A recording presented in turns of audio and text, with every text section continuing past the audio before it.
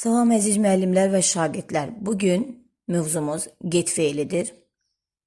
Get feili haqqında öyrənəcəyik.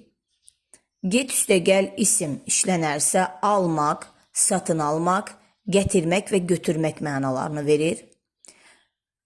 For example, I get my salary once a month. Mən ayda bir dəfə maaşımı alıram. Burada getdən sonra isim işlənibdir. Ona görə də almaq mənasını veribdir. Get'in yaxın mənası baydır. I get milk every morning at the market. Mən marketdən hər sabah təzə süd satın alıram. Deməli, burada isə satın almaq mənasını veribdir və getdən sonra isim işlənibdir. I will get you some water. Sənə biraz su gətirəcəm. Getdən sonra isim işlənibdir. Burada isə gətirəcəm mənasını veribdir.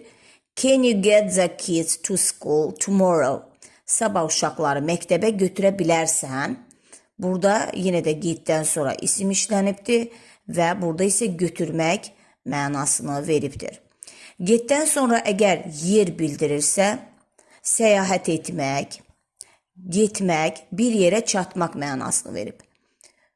For example, I want to get to Spain tomorrow. Mən İspaniyaya getmək istəyirəm sabah.